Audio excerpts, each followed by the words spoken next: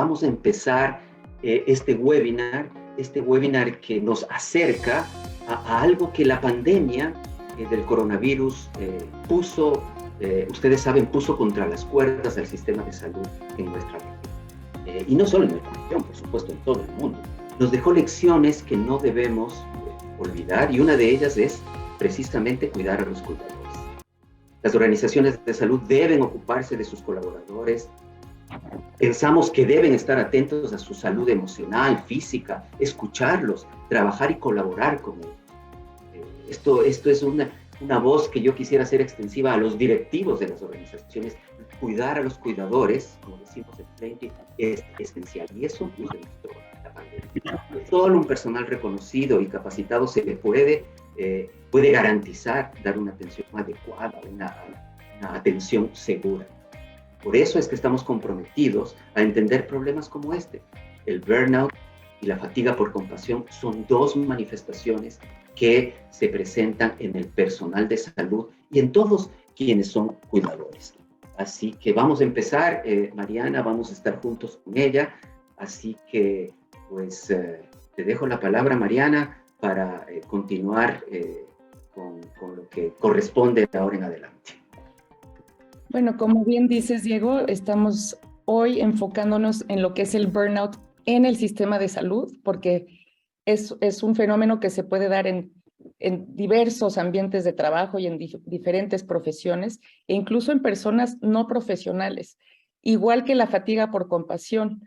Yo estoy segura que el día de hoy nos acompañan muchas personas que son cuidadoras por naturaleza, que tienen esa vocación de ayudar, que quizás pudieran tener en casa algún pariente mayor con alguna enfermedad, como lo es el Alzheimer o la demencia, o alguna otra enfermedad crónica, degenerativa, cáncer, o quienes quizás están cuidando de un ser querido que sufre por adicciones, y quienes además de eso tienen que cuidar a hijos, atender un trabajo, atender las labores del hogar.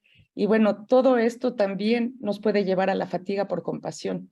Es importante mencionarlo, ¿no? Entonces, esto realmente nos vamos a enfocar hoy en personal de salud y también en cuidadores en general, no solamente quienes laboran en hospitales, sino quienes lo hacen de diversas formas. Entonces, nuestra agenda de hoy vamos a ver de manera somera, porque nos encantaría poder profundizar más y sabemos que eso nos llevaría mucho tiempo. Vamos a ver lo que es el burnout, lo que es la fatiga por compasión, las similitudes entre ellas, como también sus diferencias. Vamos a ver el impacto que tienen tanto a nivel individual como en las organizaciones, y vamos a también a ver maneras de enfrentarlo, tanto a nivel personal como organizacional, y para eso también nos va a ayudar el doctor Ricardo Caraza, ¿no? Al llevar toda esta teoría a lo concreto y cómo lo están haciendo en TechSalud. Empecemos por hablar un poquito sobre qué es cada uno de estos fenómenos, ¿no? En los últimos años ha aumentado mucho el interés por investigar científicamente estas dos condiciones, justamente por el impacto que tienen tanto en la productividad como en la calidad de la atención que se presta en el sistema de salud.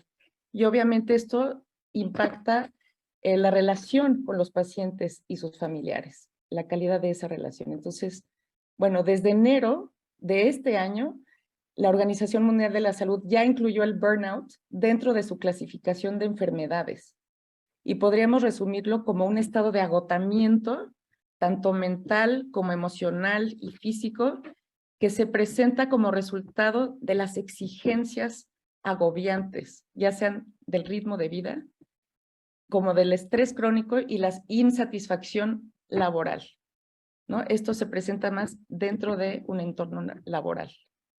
Por otro lado, la fatiga por compasión, desde el año 2000 ya se reconoce como un cuadro clínico diagnosticable según la Asociación de Psicología Americana, y podríamos resumirla como un conjunto de alteraciones emocionales, psicológicas y conductuales que padecen aquellos que brindan apoyo a las personas que sufren.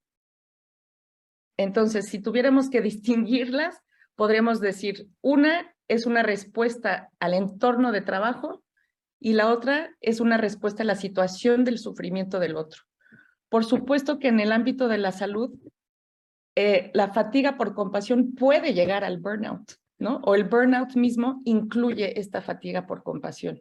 Y en ambos casos hemos visto que impacta al ser humano en todas estas dimensiones, en la física, en la psicológica, en la emocional, en la laboral, en la social y en la espiritual.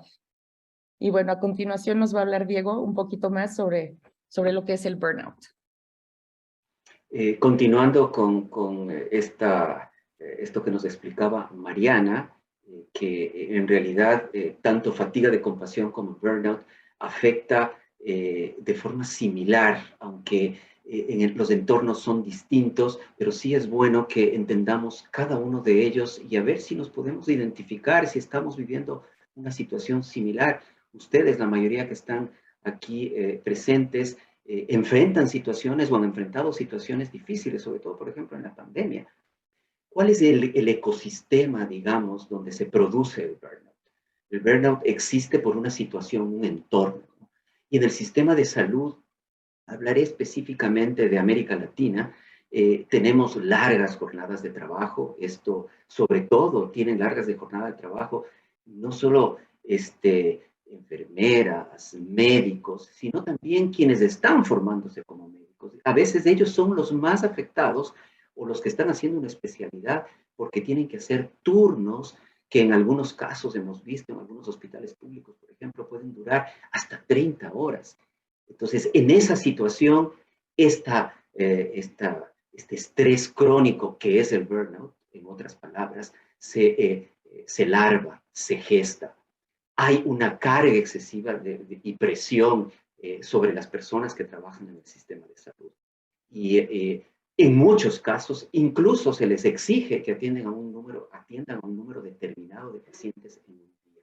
Esas condiciones son difíciles para enfrentar, no solo para una persona ya que es médico, ya es enfermera, sino para quienes se están preparando para hacerlo. Otra parte de este ecosistema que quizá no es el mejor es que con el paso del tiempo se han ido burocratizando muchos de los procesos que se tienen que dar frente a un paciente o incluso simplemente leído, por ejemplo, que aquí en Estados Unidos, donde yo estoy ahora, desde donde les saludo, aquí, por ejemplo, para recetar a alguien un medicamento para la presión arterial alta, tiene que llenar 14 casilleros en un expediente electrónico. Esto le quita más del 35% del tiempo que comparte con el paciente.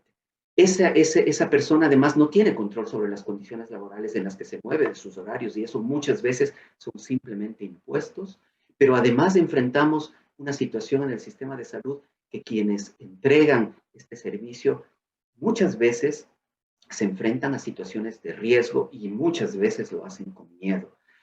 Miedo a que suceda algo con el paciente o a que el familiar reaccione de una forma determinada, pero miedo también a los jefes, miedo también a los directivos, miedo a que la situación no salga bien. Esto se da usualmente en culturas organizacionales que tienen ciertos problemas, en organizaciones que han creado culturas adecuadas, entornos, ecosistemas adecuados.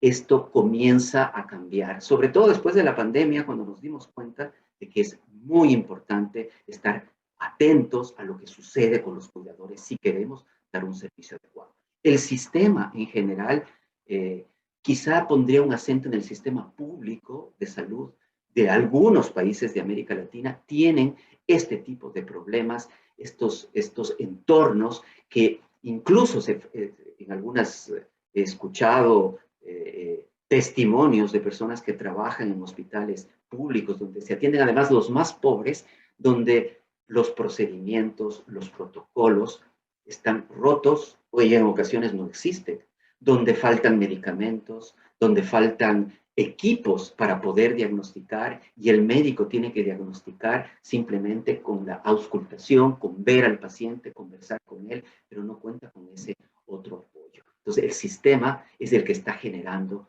el que está larvando este burnout que muchos cuidadores sufren en el sistema de salud.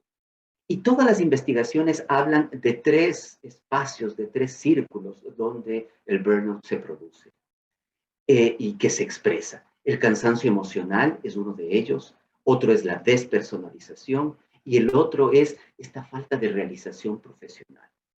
Cuando hablamos de cansancio emocional, ¿de qué estamos hablando? Es de sentirse agotados, es de dormir mal, de estar cansados, de estar eh, expuestos continuamente a tanta presión.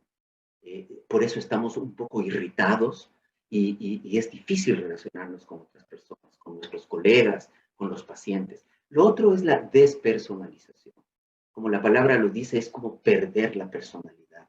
Si ustedes pudiesen en ese momento de estrés, en ese momento de saturación de tantas cosas que están alrededor suyo, si ustedes pudiesen salirse y verse, dirían, no, no me reconozco, no sé quién es esa persona, yo no actúo así.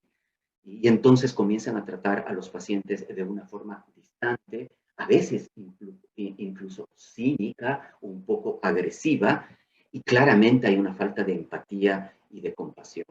En cuanto a la falta de realización en esta cuestión laboral, personal, es este sentimiento de que somos incompetentes, quizás somos ineficientes, que no vale la pena lo que estamos haciendo.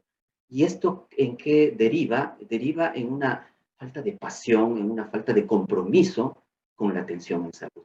Es bueno aclarar que el burnout no es una situación que se produce de un día para otro. El burnout es un proceso que se viene gestando en el tiempo y que viene acumulándose con diferentes emociones, frustraciones, todo lo que estamos hablando, se van juntando y llega un momento en que la persona tiene burnout.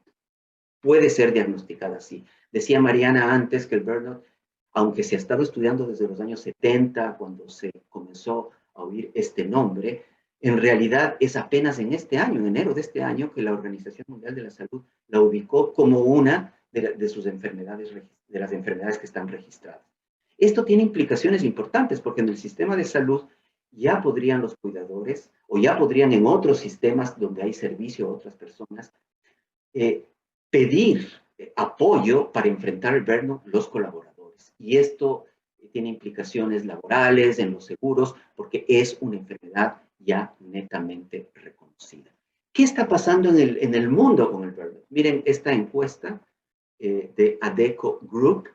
Si ustedes quieren buscarla en internet, está disponible. Esta fue hecha entre mayo del 2020 y julio del 2021, uno de los momentos quizá más álgidos de la pandemia del coronavirus. Y ustedes pueden ver ahí que casi el 40% de las personas que han sido consultadas para esta encuesta se declaran con burnout. Quizá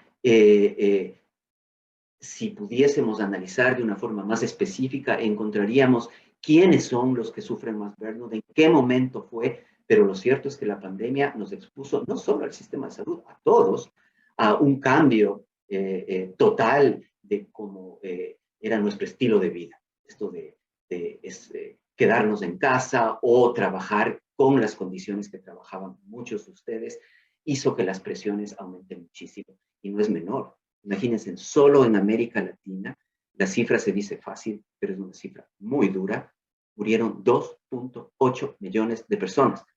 Me refiero a todas las Américas, incluido Estados Unidos. Todo en nuestro hemisferio murieron 2.8 millones de personas. Hablamos de una cantidad altísima en un corto periodo de tiempo. La gran parte de ellos fueron atendidos en el sistema de salud, entonces la presión que hubo fue terrible. El sufrimiento que hubo alrededor fue muy grande. Algo más de cifras, ustedes les pueden ver esto que está aquí, la revista The Lancet, una revista muy conocida, habla que el 50% de las personas que trabajan en el sistema de salud durante la pandemia, el 51% reportó un agotamiento severo. En Estados Unidos hay alrededor de 400 suicidios cada año por este tema. El 13% de los médicos está pensando en quitarse la vida en este momento. Ese es un promedio alto. Indica que hay una situación complicada, que el sistema está generando esto. ahí hay un dato de la OMC también, que habla que al menos en temas de terapia intensiva, hasta un tercio de quienes trabajan en el sistema de salud sufren el burnout. Y en América Latina hay varios estudios. Hemos revisado para este webinar varios estudios. Los universos a veces son distintos de los estudios, pero lo cierto es que visualizamos que hay niveles de burnout entre el 20 y el 50% en diferentes países, en unos más, en otros menos, dependiendo de las condiciones. Y ahora que hemos hablado del burnout también, pero vamos a acercarnos al otro, a qué es la fatiga por compasión. Así que Mariana, cuéntanos, pues, qué es la fatiga de compasión, de qué se trata esto. Gracias, Diego. Pues mira, la fatiga de compasión también se le ha llamado el costo por cuidar, ¿no? El costo de la compasión, el precio que pagamos por ser empáticos.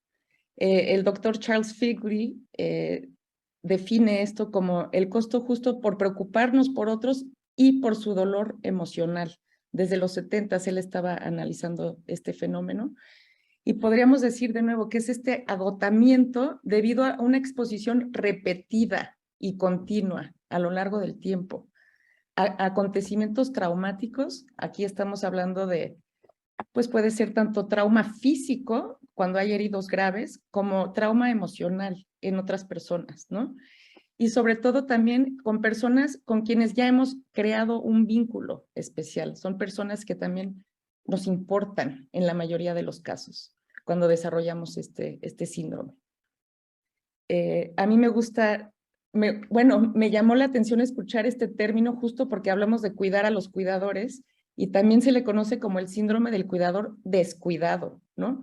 Muchas veces sabemos que quienes se dedican a cuidar a otros, a ayudar a otros, muchas veces se olvidan de cuidarse a sí mismos, ¿no? Quienes ayudan olvidan que también necesitan ayuda, también necesitan pedir ayuda. Entonces, bueno, por eso estamos queriendo compartirles estos hoy, para que sepan que no están solos y que hay maneras de ayudarse.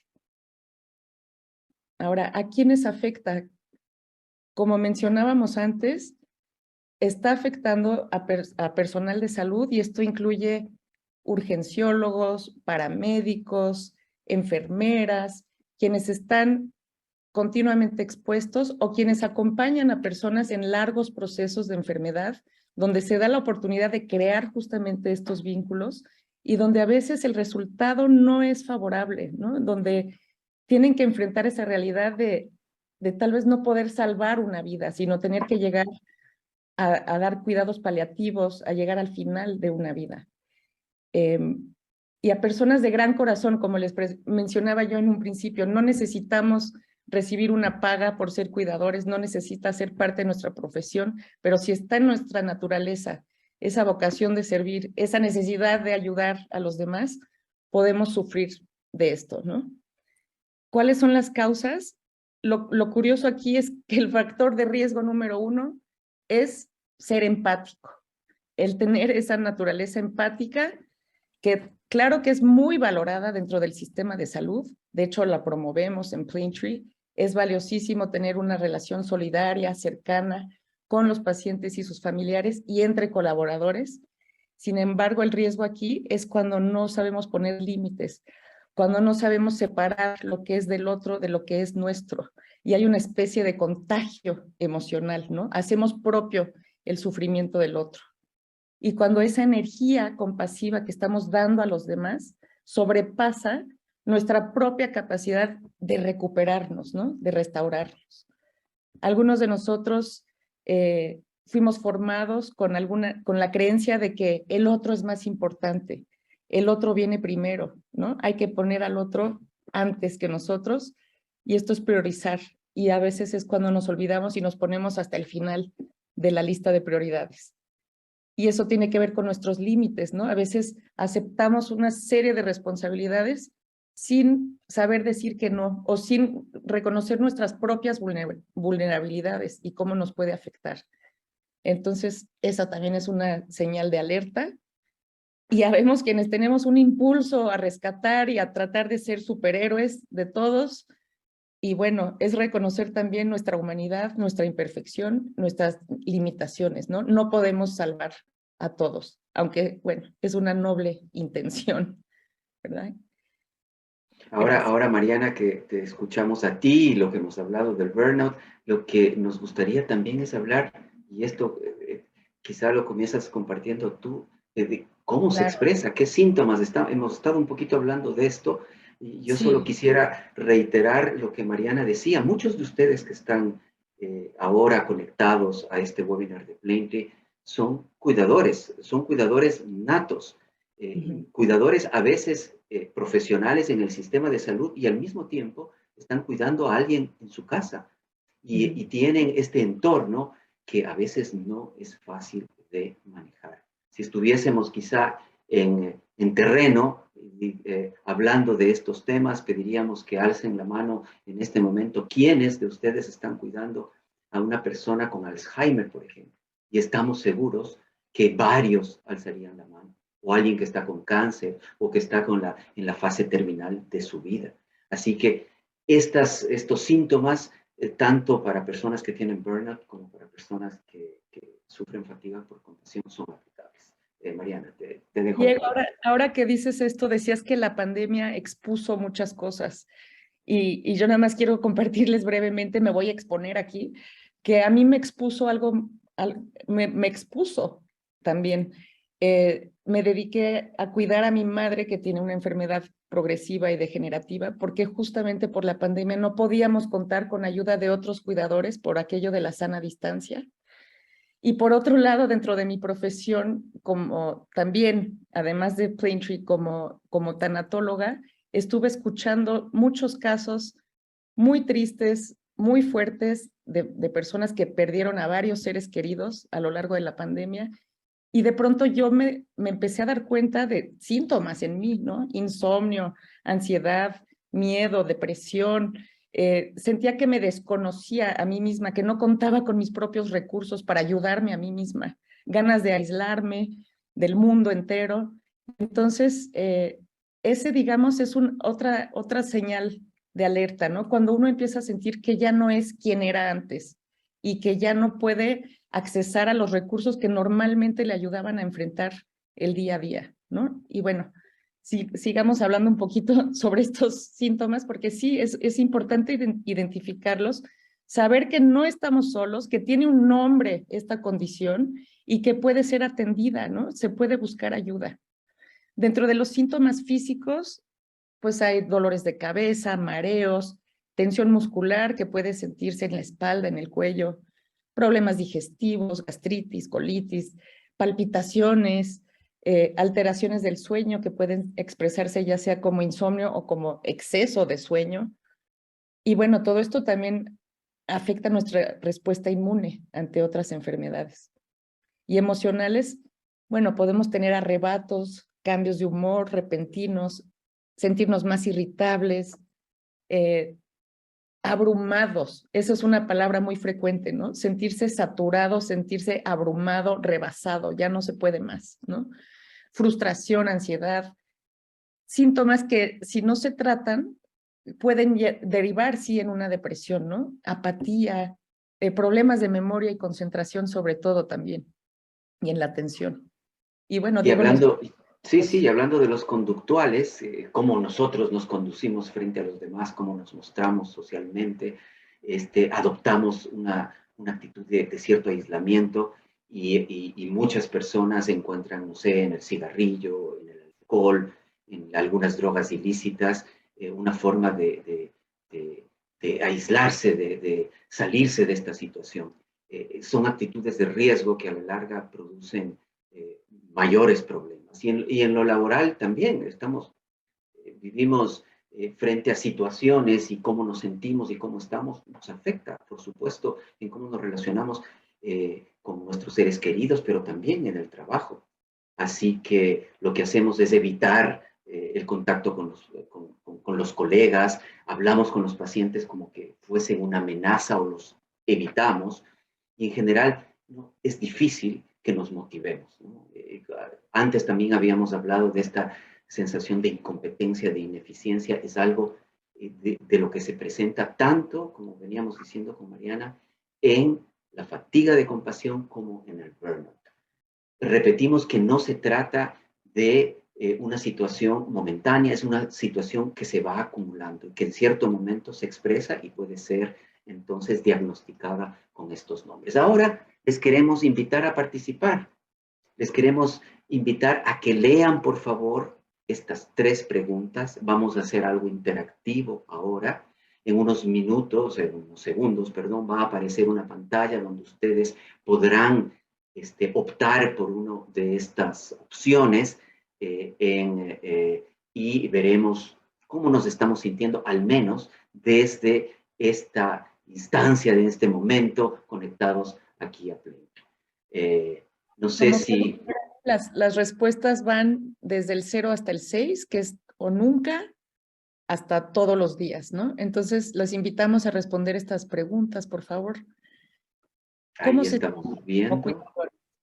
Sí, estamos viendo las respuestas. Se van poniendo en la medida que ustedes van votando. Vamos a darnos solo un segundito más. Solo es una cuestión de aplastar el botón adecuado. Y realmente, la primera pregunta: me siento emocionalmente agotado por mi actividad como cuidador. A ver, creo que podemos ver ya un porcentaje. Veamos dónde tenemos la mayoría. A ver si podemos, ahí nuestros colegas de América Latina Sur nos están ayudando. Ahí vemos que han participado alrededor de la mitad de quienes están conectados. Y podemos ver ya, Mariana, ahí los porcentajes. No hay un marcaje así fundamental, pero veo que se sienten emocionalmente agotados, sobre todo, según veo, el 22%, pocas veces al año o menos, y otras personas que hablan de una vez a la semana. Es decir, bueno, es interesante ver que hay personas... Sí. Hay personas que se sienten todos los días agotadas, muy poquitas. Unas pocas veces a la semana, bueno, ya hay un 14%. Y una vez a la semana, si es importante, es un 22%. Hay que, como decía Mariana, no están solos en estos elementos, así que es bueno darse cuenta de esto. Vamos, si les parece, a la segunda pregunta y vamos a ver qué porcentajes logramos conseguir. Aquí nos van a poner la segunda pregunta ahora en un segundo. Perfecto. Pienso que mi actividad laboral y de cuidado me está endureciendo emocionalmente. Veamos cómo viene la respuesta.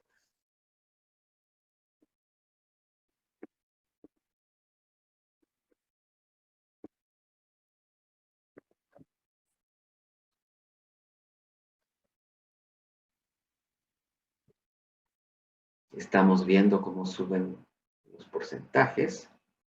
Ahora te voy a pedir, Mariana, que tú comentes los porcentajes, a ver cómo ves dónde tienen una mayor votación. Creo que estamos listos.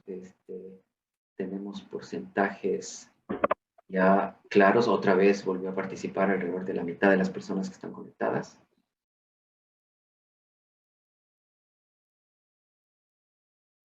Bueno, aquí podemos ver que la mayoría, que es el 32%, son pocas veces al año. Se sienten así, que se van endureciendo. Es bueno saber que algunos dicen que nunca, pero sí hay un 6% que todos los días se siente así, ¿no? O algunas veces al mes o a la semana.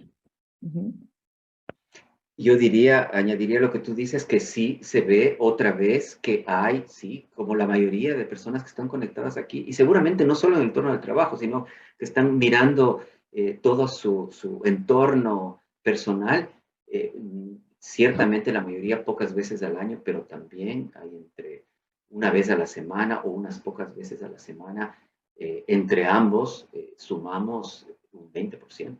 Sí. Estamos hablando de personal que sí, personas que se sienten que la actividad laboral les está endureciendo emocionalmente.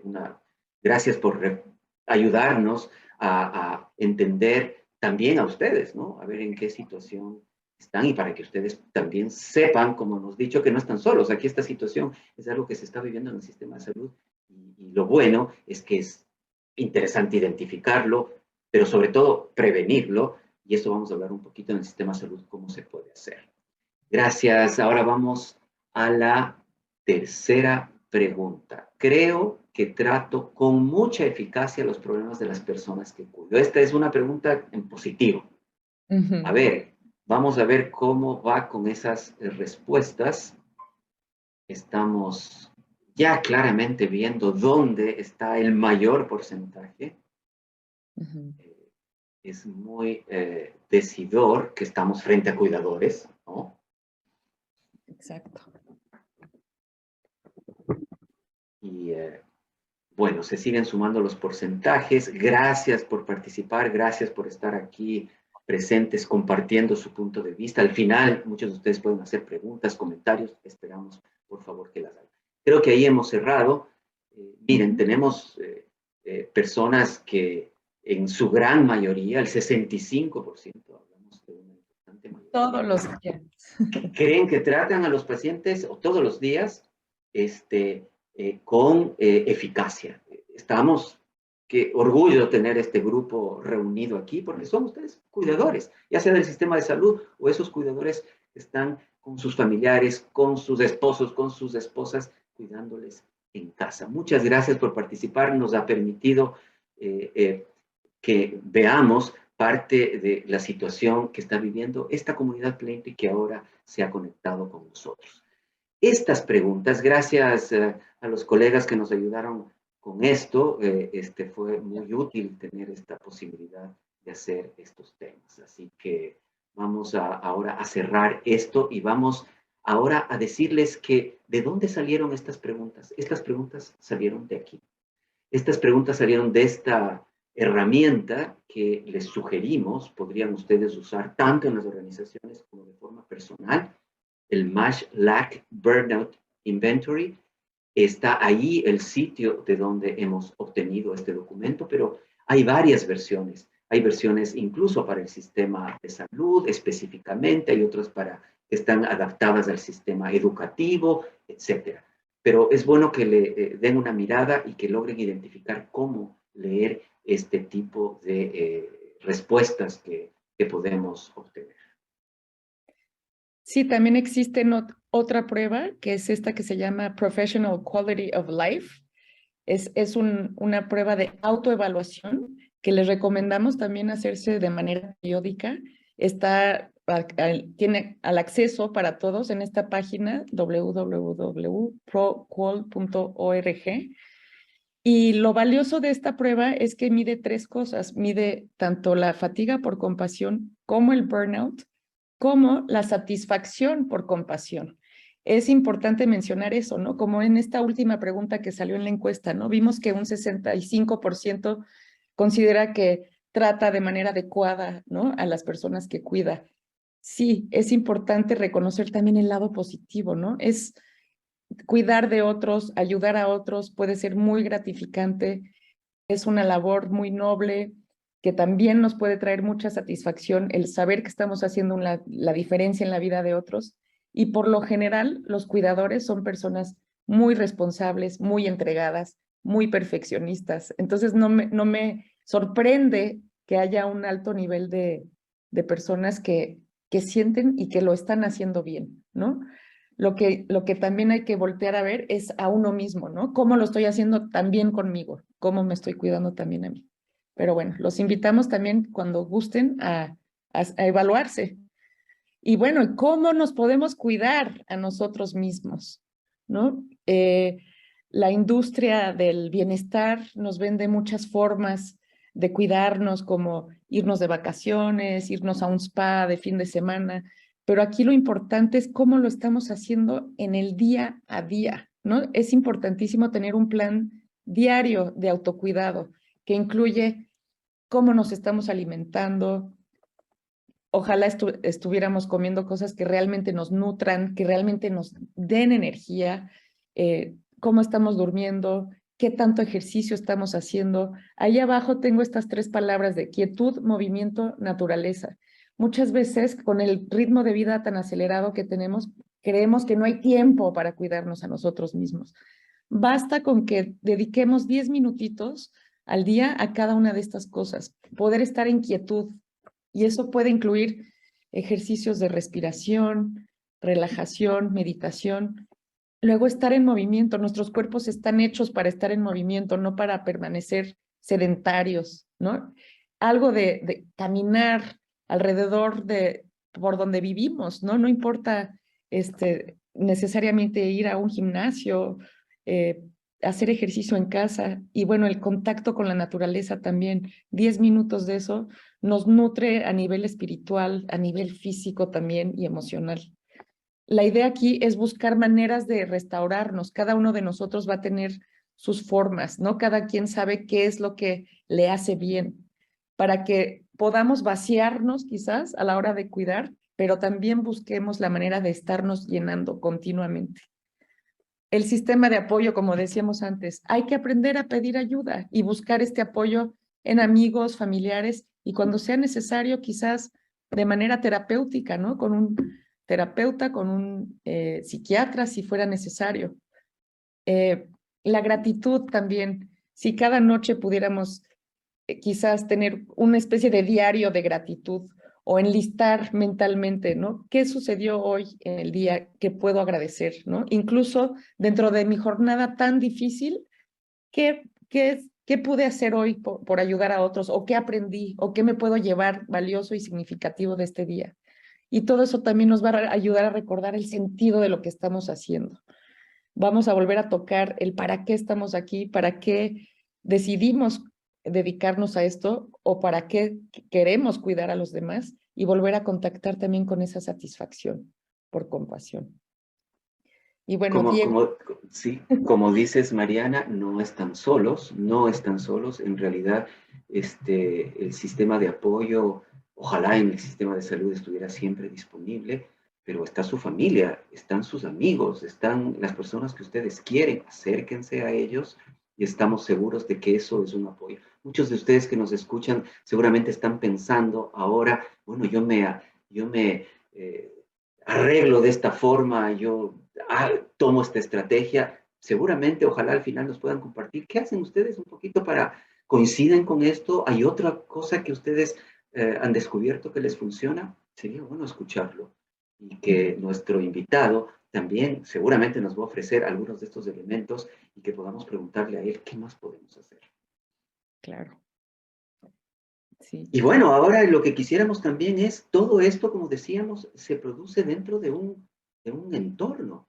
Entonces, el entorno de las organizaciones de salud, eh, ¿qué requieren cambiar? ¿Qué requieren hacer para que enfrentemos el burnout desde aquellos lugares? En Plenty hablamos mucho, repetimos mucho esto de cuidar a los cuidadores. Tenemos que cuidar a los cuidadores dentro de las organizaciones. Las organizaciones son un entorno donde hay una cultura que se expresa todos los días. La cultura se expresa en cómo actúan ustedes, si llegan tarde, si no llegan tarde, si se saludan o no se saludan, si se conocen o no, cómo son sus procesos, cómo tienen esa interrelación con sus líderes, qué tipo de líderes tienen. Todo eso es la cultura.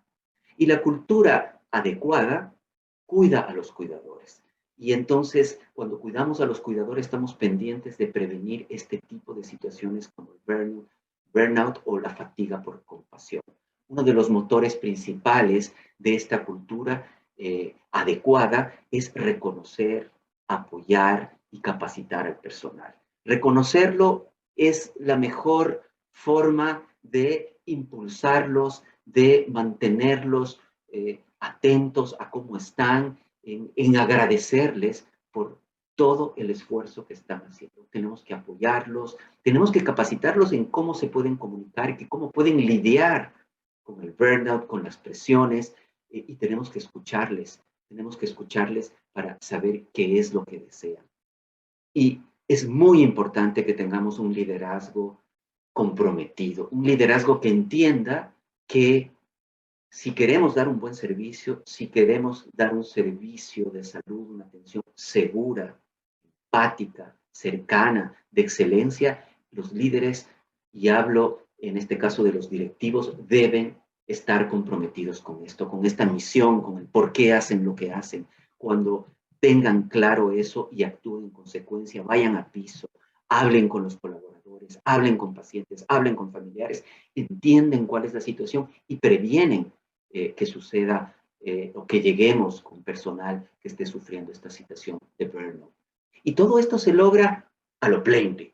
Y diría a lo plenty porque a lo plenty es trabajando de forma transversal y colaborativa con los pacientes, con la familia, con la comunidad.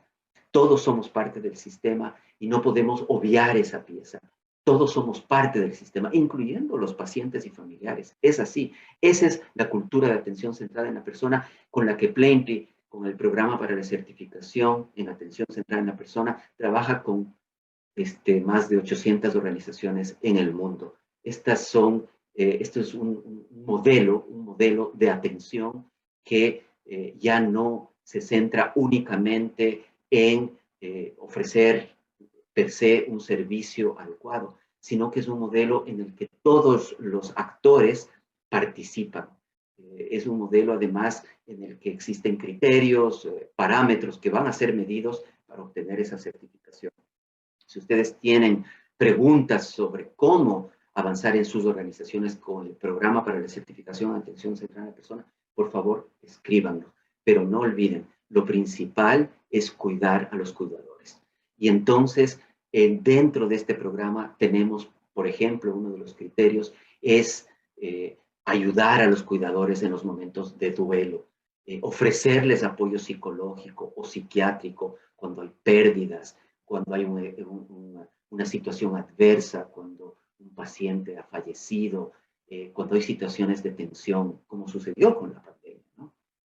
Tienen que haber estructuras, procesos estructurados para cuidar a los cuidadores, pero también para cuidar a quienes vienen a recibir el servicio en el sistema de salud, que vienen con los pacientes, que es el familiar, ese cuidador del que hemos estado hablando, esa persona que está cuidando a su mamá con Alzheimer o a su papá en la fase terminal de la vida o a su hijo que tiene alguna situación complicada.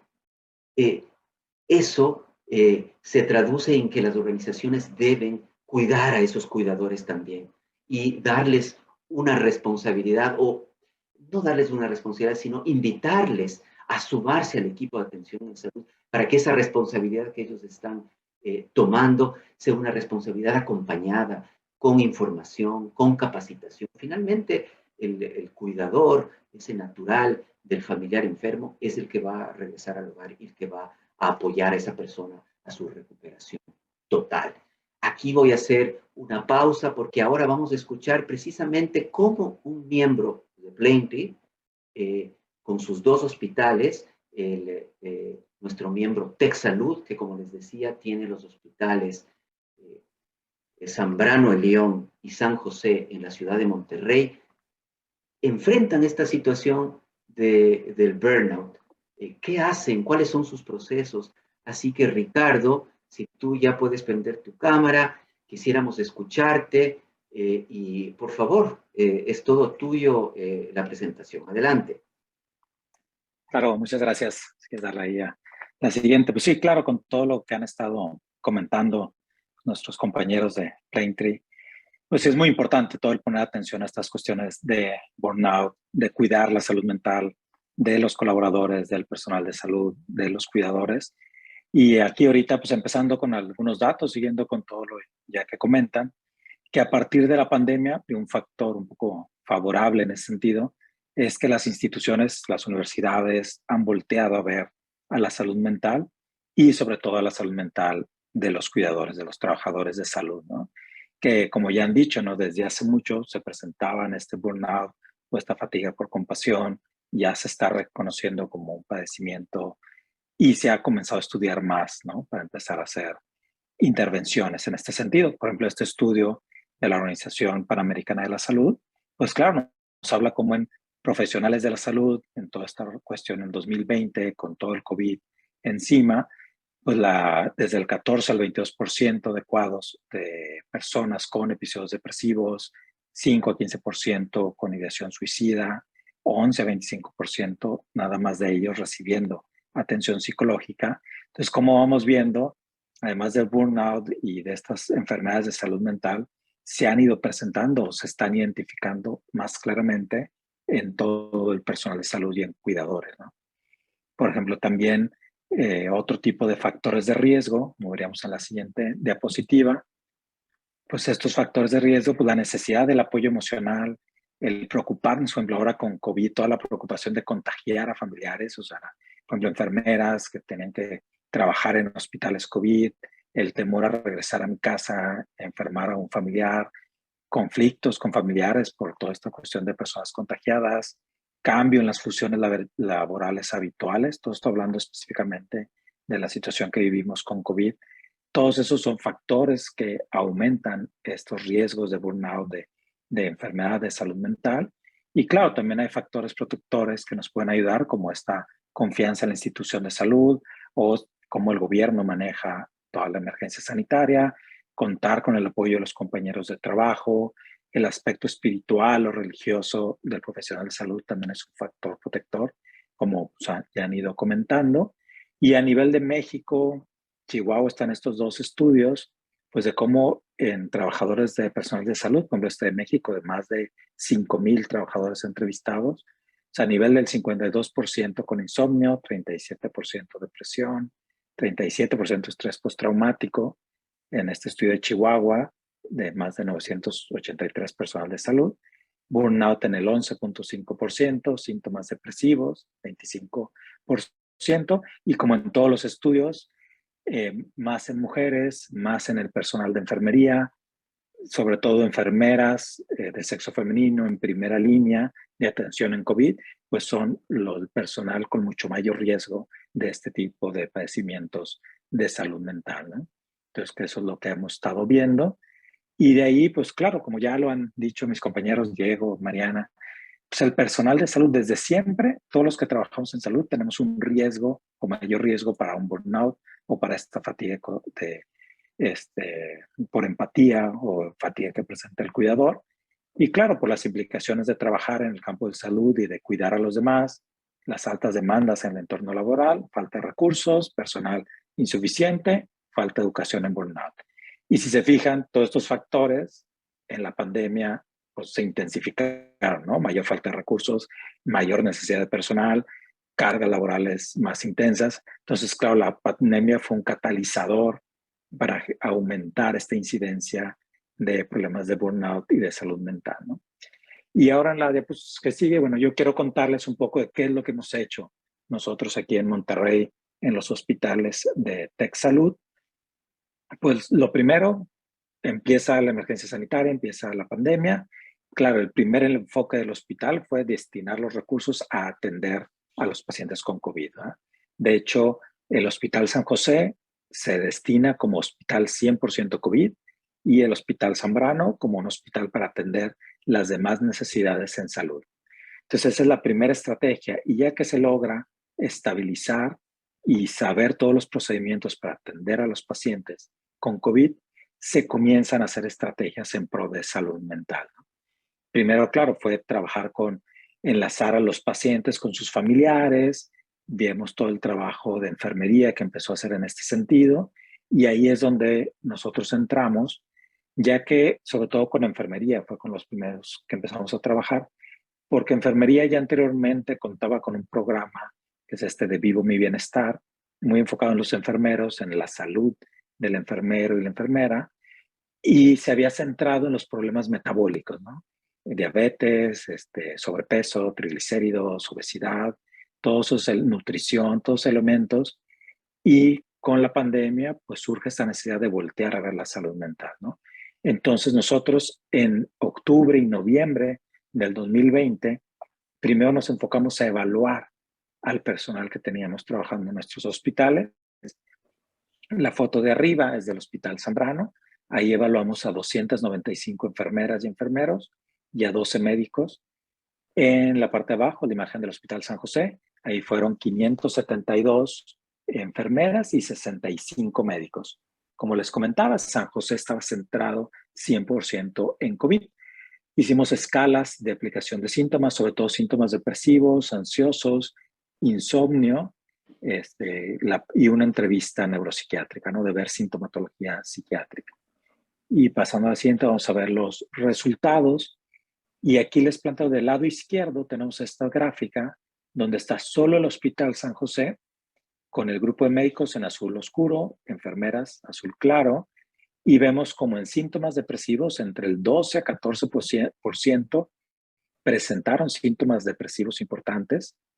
En cuanto a síntomas de ansiedad, entre el 18 y el 28%, y problemas del sueño entre el 72 y el 80%, ¿no? De la población. Todos estos eran enfermeros y médicos que estaban trabajando dentro de San José como hospital COVID, y vemos que no había diferencia entre ambos grupos de población. Y del lado derecho vemos la gráfica comparando el grupo de enfermería. En color verde es Hospital San José, enfermería de Hospital San José. Color azul, Hospital Zambrano. Y ahí igual, ¿no? Síntomas depresivos entre el 14 y el 16%, síntomas de ansiedad 28 a 34% y problemas de sueño entre 80 a 77%. Aquí algo relevante que identificamos es que en cuanto a síntomas de ansiedad, estadísticamente significativo, el Hospital Zambrano, que era no COVID, presentaba mayor porcentaje de síntomas de ansiedad, ¿no? Tanto pues para ir más incertidumbre. De hecho, mucho del personal joven o con menos experiencia se manda a Zambrano. Hay también una carga laboral extra porque hay que atender todos los demás enfermedades que no fueran COVID. Y en San José, pues con la protección, puro paciente COVID, pero bueno, sí vimos esa diferencia, ¿no? Entonces, lo primero que comenzamos a hacer fue esto, es evaluar y ver cómo estaba nuestra población con respecto pues, a lo que veíamos a otros niveles en otros países, y de ahí comenzamos a hacer intervenciones, ¿no? Así que pasamos a la siguiente. ¿Qué es lo que decidimos hacer? Por ejemplo, ahorita llevamos 286 profesionales de la salud que se han visto beneficiados por algún tipo de intervención, que ahorita las vamos a ir ahí mencionando. Pero pues como comentamos, de estrategias tanto a nivel individual, lo que ya nos había comentado ahorita Mariana, pero desde el reconocer los estados emocionales, ¿no? La pandemia, les digo, nos ha traído un poco este beneficio de que directivos, administrativos, jefes de empresas, nosotros mismos, estamos volteando a ver nuestra salud mental, volteando a ver nuestras emociones y reconocer pues, lo normal que es sentir miedo o es sentir preocupación, tanto si tenemos un familiar que estamos cuidando, somos el cuidador primario, o todo esto de la pandemia o con mis pacientes, el poder mantener nuestras rutinas, tanto rutinas de sueño sobre todo, de alimentación, de actividad física, así como también mis rutinas laborales, el mantenernos conectados socialmente con amigos, familia, el poder hablar de nuestros sentimientos, o sea, de cómo estamos, cómo nos sentimos, con alguien de confianza, puede ser con una amistad, un familiar, o con un colega, o si no, pues ir ya con algún especialista de la salud mental. Claro, el poder aprender cosas nuevas también para la parte cognitiva, estarla estimulando. Y la mentalidad, ¿no? El enfoque, la mentalidad que vamos a tener sobre por qué estamos haciendo nuestro trabajo, el poder poner límites, como comentaban. Es bueno ser empáticos, es bueno preocuparnos por los demás, pero también necesitamos limitar y ver nuestras capacidades y hasta dónde podemos estar interviniendo, ¿no? Entonces, tanto desde el aspecto individual, buscamos que nuestros colaboradores se enfoquen en esto, puedan implementar estrategias con ellos mismos, pero también desde la parte institucional, como hospitales, como comentaban con todo este modelo de Plentry, pues qué es lo que podemos ofrecer a nuestros colaboradores, a esas personas que trabajan con nosotros y que nos ayudan a dar un muy buen servicio. Pues lo que estuvimos haciendo, estos 286 que llevan hasta ahorita con intervenciones, si vemos la siguiente, estas son las diferentes tipos de intervenciones que hemos ido implementando. Esto ha sido como nuestro plan de acción, ¿no? Desde establecer grupos de expresión emocional con diferentes modelos. Por ejemplo, ahorita hace rato que comentaban la cuestión del duelo. Nosotros implementamos grupos de terapia breve enfocado en duelo. Sobre todo los integrantes eran colaboradores que habían tenido algún duelo durante la pandemia. Grupos de debriefing o catárticos o Valint. Grupos también, cuando tenemos un programa, que también fue un proyecto de investigación que acabamos de concluir, enfocado a una intervención grupal para manejo de la obesidad, enfocado en enfermería, por ejemplo. Además de estos grupos, también se han canalizado a los colaboradores a tratamientos individuales. Conseguimos un apoyo por parte de TechSalud que se cubriera ya sea intervenciones en crisis, 3 sesiones a colaboradores o terapias breves de 10 sesiones de intervención, ¿no? Que eso se le da y no le cuesta al colaborador, es parte como de sus prestaciones.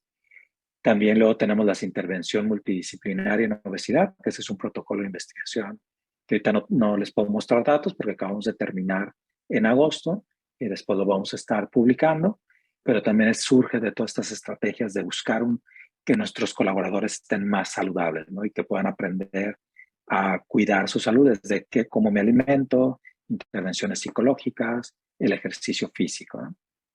Hicimos también, como vieron las gráficas, insomnio o problemas de sueño fue el principal problema, ¿no? Alrededor del 80%. Entonces, parte de las primeras intervenciones que comenzamos a establecer fueron talleres de grupos para tratamiento de insomnio, que es un modelo cognitivo-conductual de 3 sesiones de trabajar con la parte de higiene de sueño y se abrió a todo el personal del hospital. También, si lo requieren los colaboradores, se les da tratamiento farmacológico dentro de estas intervenciones con una consultas con psiquiatría.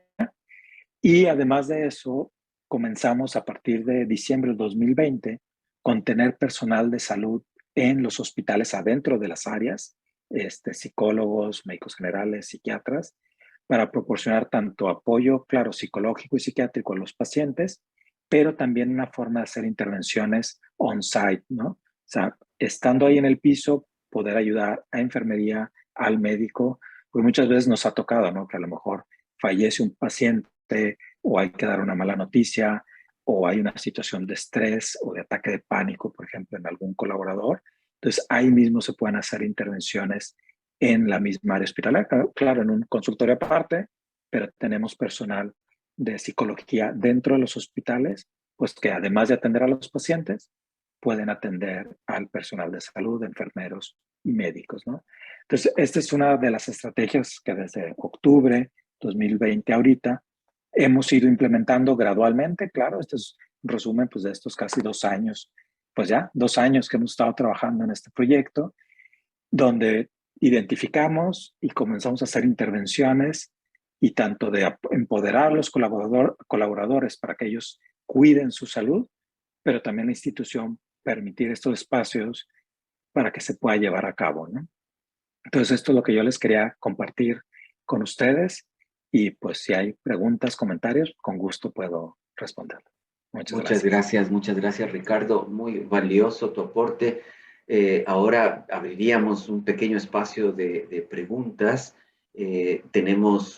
Nos quedan exactamente 6 minutos más. Lastimosamente siempre el tiempo es un enemigo aquí, pero si no quisiéramos irnos sin escuchar a algunos de ustedes. Yo antes de que las preguntas surjan, por favor, estamos para eso. Quisiera preguntar a Ricardo, esto que tú nos has descrito en este momento, ¿qué consecuencias ya ha tenido en el tiempo? O sea, ¿qué percepción tienes tú del personal?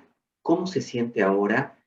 Si tienen alguna medición o alguna percepción de cómo es su trato entre ellos, entre colegas y qué consecuencias hay respecto a los pacientes. Sí, claro. Digo, la verdad ha sido un proyecto que ha sido muy bien recibido. Mayormente o principalmente trabajamos con enfermería, pero también dentro de estas evaluaciones hay camilleros o los de traslados, algunos administrativos. Y claro, una que ha surgido es que las áreas que a lo mejor todavía no hemos tenido la oportunidad de intervenir, sobre todo muchas cuestiones administrativas o, por ejemplo, radiología, pues nos han pedido, ¿no? Han pedido que también se replique el modelo con ellos. Enfermería hemos tenido muy buena respuesta. Sí se ha visto esta mejoría al implementar estos tratamientos. O sea, los que han podido llevar las intervenciones de psicoterapia o el grupo, que fueron 40 enfermeros que estuvieron en el grupo de tratamiento de obesidad, pues con muy buen pues muy buena experiencia y reconociendo sobre todo el que la salud mental es muy importante dentro de nuestro cuidado. Yo creo que la percepción que yo tengo es que anteriormente, tal vez antes de pandemia, tal vez estaba más claro cuidar la alimentación o hacer ejercicio, pero gracias a esto, también ya la persona está diciendo, oye, sí tengo que dormir mejor, sí tengo que cuidar mi estado emocional, tengo que reconocer cómo me siento, tengo que expresar eso que estoy sintiendo. Entonces, eso ha sido una ayuda yo, que hemos visto mucho de crecimiento de nuestros colaboradores. Y en la parte de atención a pacientes, digo, también ha ido mejorando, pero yo quisiera resaltar que ha mejorado el involucramiento del personal de salud en hospital, de los psicólogos, ha ayudado sobre todo en estos casos difíciles de pacientes, ¿no? Casos reto, situaciones de larga estancia hospitalaria o que por la patología o la enfermedad que tienen es difícil, ¿no? La interacción o genera mucho desgaste en el personal de salud. Ahí es donde psicología también ha entrado como parte del equipo interdisciplinario y que ha ayudado a descargar un poco el desgaste emocional de los colaboradores, por ejemplo, de enfermería o del médico, al dirigir y apoyar esa necesidad emocional del paciente. Entonces, eso también yo creo que en esos casos hemos visto pues, que ha resonado de forma muy favorable, ¿no? Todo esto que estamos haciendo. Perfecto, muchas gracias por compartirlo. Mira, tenemos ya algunas preguntas y poquísimo tiempo. Vamos a hacer respuestas súper cortas. Hay algo muy clarito que te están preguntando. Violeta Laurenti pregunta, ¿qué protocolos usaron de 3 sesiones para insomnio? No sé si tienes una Sí, descripción así rápida. claro que sí, rápido. De hecho, es un modelo cognitivo-conductual. Lo puedes buscar. De hecho, hay libros donde te dicen toda la estrategia. Es un modelo cognitivo-conductual para tratamiento de insomnio. Búscalo en Amazon.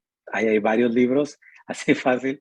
Entonces, claro, tanto puede ser tratamiento individual como grupal y vienen todas las estrategias de higiene del sueño, de intervenciones cognitivas a nivel de pensamiento que nos ayudan. Entonces, nosotros nos basamos en ese y, por ejemplo, también el de obesidad grupal también es un modelo manualizado de terapia cognitivo-conductual. Perfecto. Y Y claro, es durante fácil de toda la acceder. presentación hemos visto que los problemas de sueño son una cosa que se presenta y los datos que arrojó el trabajo que tú haces en TechSalud lo muestran claramente. Hay una persona que aparece como Anonymous.